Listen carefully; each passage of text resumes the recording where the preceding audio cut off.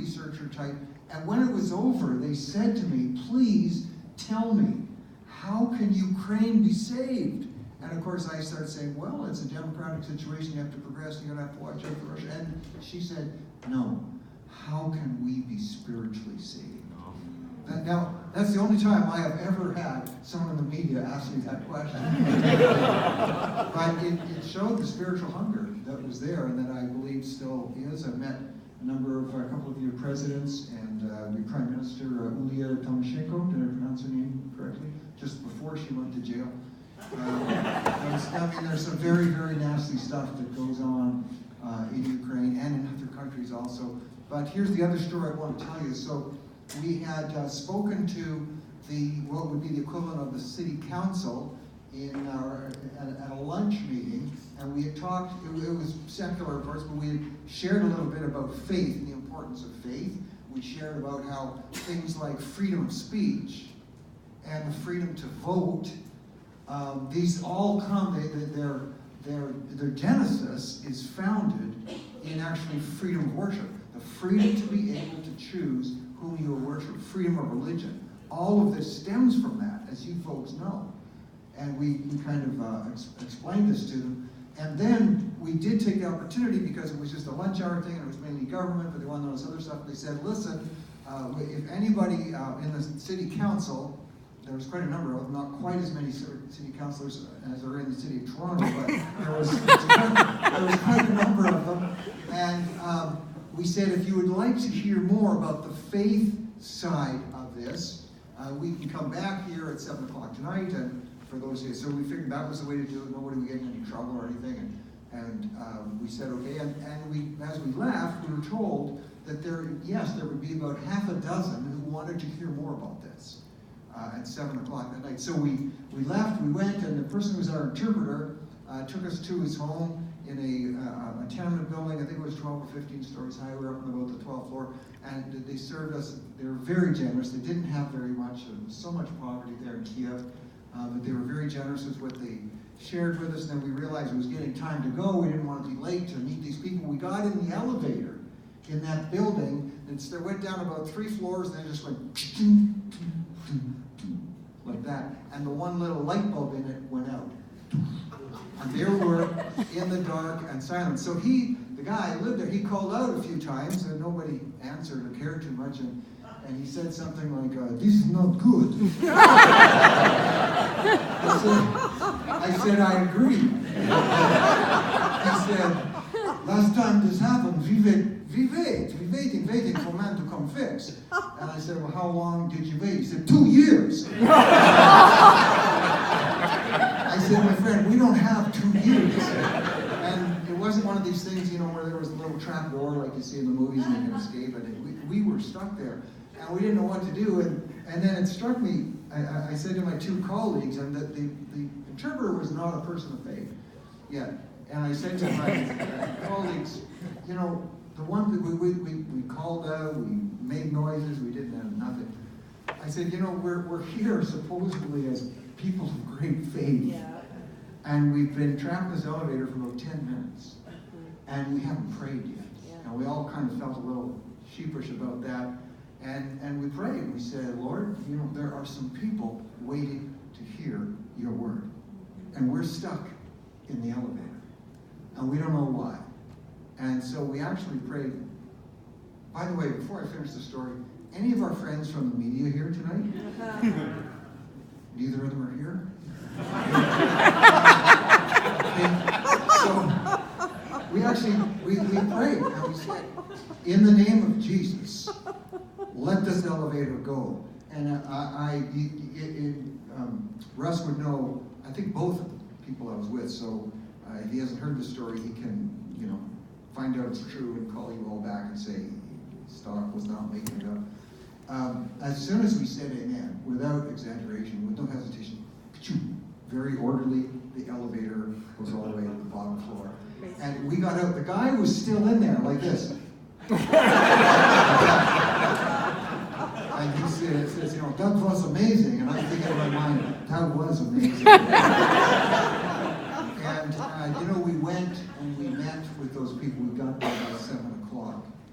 And and 3 of them made commitments of faith that night. So it's just, some great things happened in Ukraine. Some great things are going to continue to happen. My wife and I were there a little over 2 years ago. We were with an organization. Among other things, we bring Jewish people who want to make Aliyah, who want to go to Israel to live. We have people donate money, and we fund to bring them out. There's 2 plane loads of Jewish people coming in from the rural areas, quite worried about how anti-Semitism was on the rise there. And we were in Kiev. There's been real progress, but there's so far to go. So our hearts are with you, our prayers are with you, and it's going to be exciting to see what will happen because of the things you're doing. It's and Russia, great to hear the stories about Russia, about the former USSR. I have met with President Putin. I had about a half-hour meeting with him at one time, just the 2 of us. He had his interpreter. He doesn't speak English. Personally, I think he knows English. But, he doesn't speak it or let on that he does. That is, if there's ever described, if you've heard the word ice in their veins, there's a man with ice in his veins, serious ice in his veins. He was the head of the KGB, and he has his own personal way of getting things done. Early on in our discussion, it was interesting because he sort of locked in, eyeball to eyeball. We were right across the table, and as I was talking to him, I realized, oh my goodness, he's doing the stare. You ever do this? When someone's doing the stare and they won't, like this guy's doing with me right now, and they won't, unlock, and it's a mind game. It's a bit of a battle that's going on. And I just kept looking. I thought, I can't stop. You'll think I'm weak, and I kept talking and thank goodness my assistant came in the room after a few minutes and with a message, and so he looked away and I went, oh, I won. I beat Putin. Yes. But I'm very concerned about that country, about its people, and I can tell you when I hear what's going on with homeschoolers there, that gives me great hope, because it's going to be people like that, people of faith, and it's going to be movements like that turn things around in a country like that. It's so great to see my friend Peter Stock here. The thing I love most about him, of course, is his last name. It's just, isn't that a great name? That name. But I tell you what, Peter and his wife, I'm sorry that Tara's not here, but they have been soldiers and leaders and stalwart in so many areas. The advice that he was able to give in situations I can't even share with you, as far as to government and to policymakers, and what he's doing now with this great movement. Peter is fantastic. So please say hello to your wife for us, and it's just exciting to see what you're doing. We have 14, yes, I said 14 grandchildren. It's very exciting. When I'm introduced, sometimes when I'm speaking in China and they go to introduce me, they don't even read off the government or the business stuff. They just say, he has 14 grandchildren. And the whole place bursts out in applause. It's sort of their way of protesting the one-child policy, which has just recently changed, as you may know. They're now allowed to have 2 children. But when you think about it, you think in history that a government would say you can have 1 child and 1 child only. In a generation, the concept of aunt, uncle, cousin completely disappears. Yeah. They don't exist anymore. Oh. And you talk about commitment to have aunt. children. If you do have that second child, you will be ostracized. The terrible things can happen. Now, as I say, it's recently changed. It's 2. I met a successful, there's a lot that's happening in China, which I can go on about for hours, that's completely fantastic, by the way. And the number of Christians in China is phenomenal. There's whole stories I could tell you about that. Every time I go to China, I do find a local church, not the so-called state church, a local church that is vibrant, and things are happening, and I believe it's one of the reasons we're seeing things happen in China. But and there's many people are getting wealthier. Actually, history is going to record, from a secular point of view, the greatest movement in terms of numbers of people in the shortest period of time from abject poverty into middle-class status has happened in the last 15 years. Of all the years of human history, there's never been so many people move out of poverty into middle-class status. That's a whole other story. But talking to one gentleman who was doing okay, I wouldn't call him seriously rich, but he was doing okay, and he had 3 kids. And this was before the one-parent policy, which was recently relaxed. I said, how do you manage to have 3? He said, well, in certain provinces, depending where you live, you can actually, if you pay a certain amount, you can actually have another child.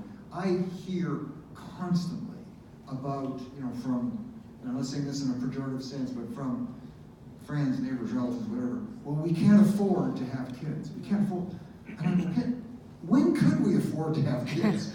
When was this golden age ever that, have kids get rich? When did that ever exist? Right? So I don't accept that. But this gentleman said, well, for me to have our second child cost me the equivalent of $50,000 Canadian. That's what I said, wow. I said, in the third, he said $125,000. Now you talk about commitment to have kids. It was fantastic. One of my sons, one of our sons, they have 7, and the conversation goes like this, and they talk about this. This often happens when they're just talking with people. First, they say we have 7. Now, first question they get, it's almost universal, not 100%. The person will say to them, well, are you Catholic? Now, we understand what that means, but Catholics, that's not happening anymore in terms of large families, at least not in Canada. But anyway, they say, no, we're not Catholic. And then they say, and I say this with respect, they say, well, are you Mormons? And they go, no, we're not Mormons. Then you know the third question again? Are you homeschoolers? Always the third. Now, their kids don't go to public school, but they don't homeschool. So it's quite interesting how the people's minds sort of work, but that's all your folks. That's all your fault. So, just what I'd like to do is a bit of history that we're just going to rehearse some things that were taking place in Alberta. I'd like to talk about social order from God's point of view, the 3 institutions of social order, and focus then on the third one, which is government. I could spend a lot of time talking about family and church, but we'll do history, social order, then focus on government. And really, some of these lessons you've taught me over the years in terms of how to deal with government. And the way some people sometimes say to me, well, thank you for, standing firm on this or that. You folks really know what that is all about. You've encouraged me and so many others. And good for you getting Jason Kenney to come here tomorrow night. Well, that's powerful, because most politicians won't show up at a homeschool thing like this in Canada. Russia, sure. But here, not so much. And Ted Byfield, please say hello to him tomorrow for me. I'm not able to be here, but there's somebody who has led the intellectual and moral pathway in terms of helping us understand these issues. What a giant of an individual. So please say hello for me. But in terms of social order, really from a biblical point of view, and I realize there may be people here who are not people of faith, but the things still apply. I don't know if Russ was in caucus one day, and the Prime Minister had asked me to lay something out. We had an election coming, and it was going to be a challenging time. And I said, when I said to our caucus, if you are people of faith, I suggest you pray. And I said, for those of you who are not people of faith, I suggest you pray anyway. We're coming up to some challenging times, but if there are people here who are not people of faith, I certainly respect that. I've got some good news for you. These are universal principles that I'm talking about, so they apply to people who are not people of faith also. As far as the next step into eternity, that's another issue. We can save another commentary on that, but these principles do apply. So the history, in terms of what we did in Alberta, and some of you were there in the battles with us, my wife and I at that point were like a lot of people sort of in that age, and we're going back now to the 70s, I guess.